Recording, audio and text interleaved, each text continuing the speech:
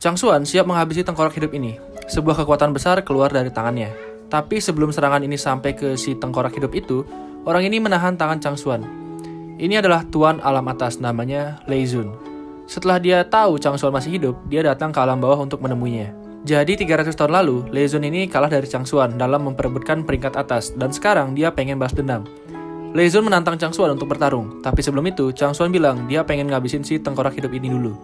Lei Zun tidak membiarkannya. Kata dia, tengkorak ini adalah Master Immortal Demon Realm. Kalau dia mati, nggak bakal ada yang ngatur wilayah demon yang begitu luasnya. Jadi itu akan sangat merepotkan sekali katanya. Tengkorak ini senang dibela kayak gitu. Bahkan Lei Zun juga ngembaliin lagi kekuatannya dia. Istirahatlah, kau tak salah. Saat Ye Chang Xuan tenang, kau butuh minta maaf padanya. Kata Lei Zun sambil menyuruh tengkorak itu untuk minggir. Chang Xuan mulai bersiap untuk bertarung. Kali ini dia akan mengalahkan Lei Zun dulu, baru menghabisi tengkorak hidup itu. Lei Zun juga mulai bersiap. Chang Xuan maju menyerang. Pertarungan pun dimulai. Nah habis ini guys, komiknya keskip tuh, nggak tahu kenapa ya. Terus di chapter berikutnya, tiba-tiba aja ada cewek berambut biru ini datang. Dia datang buat nolongin Chang Xuan. Dengan cepat, dia nyerang Lei Zun. Lei Zun menepisnya dengan tangan kiri. Tapi cewek itu masih bisa bergerak. Sekarang dia nampar Lei Zun. Akibat tamparan itu, Lei Zun langsung terpental jauh. Cewek ini kuat banget guys. Dia ngaku, cuma dia yang bisa ngehajar Chang Xuan. Lei Zun tidak percaya, tapi Chang Xuan bilang itu benar. Meski setelah itu, dia tetap bisa ngalahin cewek itu. Si cewek ini bilang, cuma orang yang bisa ngalahin dia yang bisa nikahin dia. Dan dari muda sampai dia dewasa, cuma Chang Xuan yang bisa ngalahin dia. Jadi waktu itu, si cewek ini nanya ke Chang Xuan, apa kau mau menikahiku? Waktu ingat itu, Chang Xuan cuma bisa diam aja. Cewek itu kesel. Kata dia, waktu itu Chang Xuan udah bilang mau buat nikahin dia. Iblis Loli juga ikutan kesel waktu tahu suaminya mau nikahin cewek lain lagi. Lei Zun akhirnya tersadar kalau ada banyak orang kuat di alam atas. Kemudian dia dan tengkorak ini meminta ampun kepada Chang Xuan. Mereka berjanji tidak akan melakukan apapun padanya atau orang di sekitarnya di kemudian hari. Sebuah ledakan terjadi di samping Lei Zun. Itu adalah Pak Tua Ular Botak ini. Dia ngasih tahu Lei Zun, kalau mereka langsung balik ke alam atas, mereka akan menghadapi bencana petir. Tapi kalau mereka tetap di sini, maka mereka akan mati di tangan Chang Xuan. Dia pun nyaranin teman-temannya buat mundur aja. Lebih baik melawan petir daripada melawan Chang Xuan katanya. Lei Zun pun marah, dia nggak mau ninggalin si tengkorak hidup itu sendirian.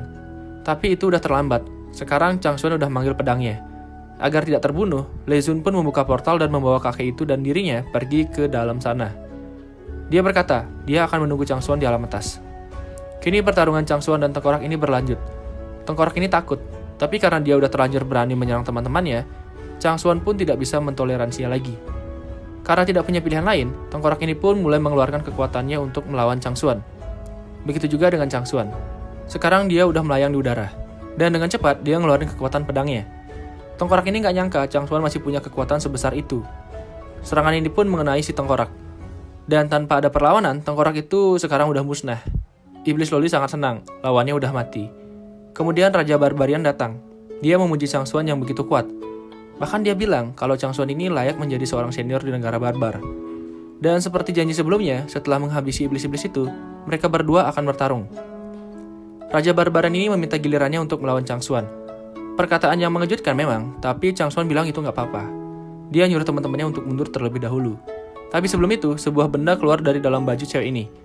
Dengan keluarnya benda itu, cewek ini tahu kalau di alam atas lagi ada masalah. Dia pun berencana untuk pergi. Tapi sebelum itu, dia ngobatin Chang Xuan dulu. Lalu baru deh dia pergi. Kini pertarungan Raja Barbarian dan Chang Xuan dimulai. Mereka bertarung hanya menggunakan tangan kosong. Pertarungan mereka kali ini cuma friendly match aja guys, jadi nggak sampai mati gitu. Setelah beberapa jam berlalu, kondisi mereka kini terlihat sama-sama babak belur. Tiba-tiba gempa bumi terjadi dan membentuk sebuah lubang besar di bawah kaki mereka. Dari dalam lubang itu terpancar aura iblis yang sangat jahat. Raja ini langsung masuk ke lubang itu. Dia percaya dengan masuk ke sana dan menghadapi musuh-musuh di sana, dia bisa menembus batasan fisiknya. Chang Xuan tergoda untuk pergi ke sana juga, tapi sebelum itu dia memikirkan beberapa hal dulu. Yang pertama, dia berpikir ini pasti ada hubungannya dengan dia, klan barbar dan Manzo. Di seluruh 9 benua mistik, cuma Manzo yang tidak bisa melahirkan energi spiritual sehingga orang-orang di sana tidak bisa berkultivasi. Demi menjawab pertanyaan-pertanyaan itu, Chang Xuan pun memutuskan untuk pergi ke dalam lubang itu bersama teman-temannya. Tapi sebelumnya, dia mau ganti baju dulu. Ling Yan bawain Chang Xuan baju ganti. Setelah itu, baru deh mereka semua pergi ke dalam lubang itu. Di bawah sana, udah ada Raja Barbarian yang menunggu Chang Xuan. Waktu mereka lagi ngomong, seekor monster datang. Itu adalah binatang iblis. Ini binatang iblis yang langka. Chang Xuan belum pernah melihat itu sebelumnya. Binatang itu menyerang. Raja ini mencoba melawannya dengan pukulan. Binatang itu pun terpental.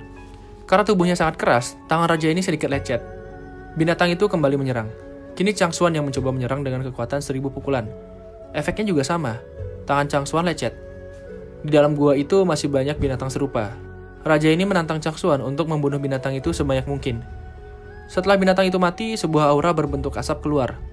Yu Yu ingin memegang asap itu karena menurutnya itu tidak asing baginya. Awalnya Chang Xuan melarang, tapi Yu Yu ini tetap memegangnya. Setelah itu dia merasa kekuatan tubuhnya meningkat. Begitu juga dengan Raja Barbarian ini. Chang Xuan mencoba mencari tahu.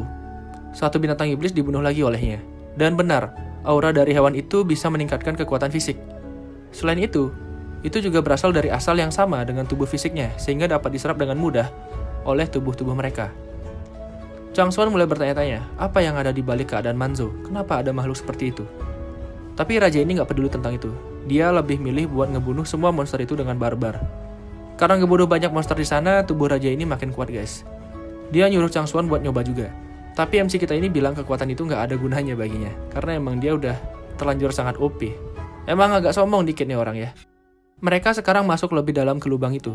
Tiba-tiba di depan mereka muncul binatang iblis yang lain lagi. Ini beruang unicorn sih kayaknya, karena punya tanduk di tengah ya. Kali ini bentuknya lebih besar.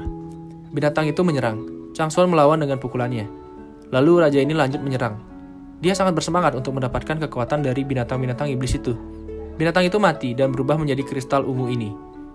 Binatang ini ada banyak. Kawanan lainnya menyerang Raja Barbarian, tapi syukur Chang Xuan melihat itu dan langsung membunuhnya. Chang Xuan meminta dia untuk berhati-hati karena tempat ini aneh. Saat menyerang, binatang-binatang itu sama sekali tidak menyebarkan hawa membunuh.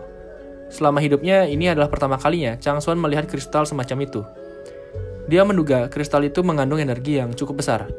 Saat dipecahkan, tiba-tiba kristal itu mengeluarkan aura dan langsung masuk ke tubuh Xier dan Yu Yu. Kalau berpengaruhnya ke Yu Yu sih ini masih bisa dimengerti ya, karena emang Yu Yu ini kan berasal dari wilayah Manzo. Tapi itu menjadi pertanyaan waktu aura itu berpengaruh juga ke Xier. Raja Barbarian ini mecahin kristalnya juga, dan dia langsung dapat kekuatan yang sangat besar. Bahkan kekuatan fisiknya hampir mencapai tahap yang lebih tinggi. Di sisi lain, Xier dan Yu Yu jadi makin dewasa setelah dapat kekuatan dari kristal itu. Yu Yu senang banget waktu tahu tubuhnya makin tinggi. Dia pun sekarang nyuruh Chang Xuan buat ngebunuh binatang iblis itu lebih banyak lagi. Binatang yang mereka temui semakin beragam, dan mereka bisa mengalahkan semua binatang itu dengan mudah. Yu Yu menyerap semua aura itu. Dan setelah itu dia ngerasa tubuhnya hampir meledak. Karena aura itu, sekarang tinggi Yu Yu udah lebih dari Xier. Nona Qin, Ling Yan, dan Xier ditawari untuk menyerap aura itu juga oleh Yu Yu. Tapi pas Ling Yan dan Nona Qin ini nyoba, kristal itu malah susah dihancurin. Itu artinya mereka nggak bisa nyerap aura dari sana. Tapi Xier ini bisa nyerap aura itu guys. Di sisi lain, Raja Barbarian ini merasa tubuhnya sebentar lagi akan mencapai batas terkuatnya. Dia pun mengajar rombongan untuk melanjutkan perjalanan. Mereka sekarang sudah sampai di ujung jalan. Di depan mereka ada sebuah gunung. Saat diperiksa, Chang Xuan menduga gunung itu baru muncul belakangan ini. Dan gunung ini juga yang menghalangi jalan aslinya.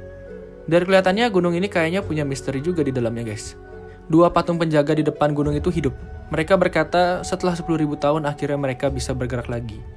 Patung itu jalan menuju rombongan Chang Xuan. Chang Xuan dan Raja Barbarian pun langsung bergerak untuk menyerang mereka.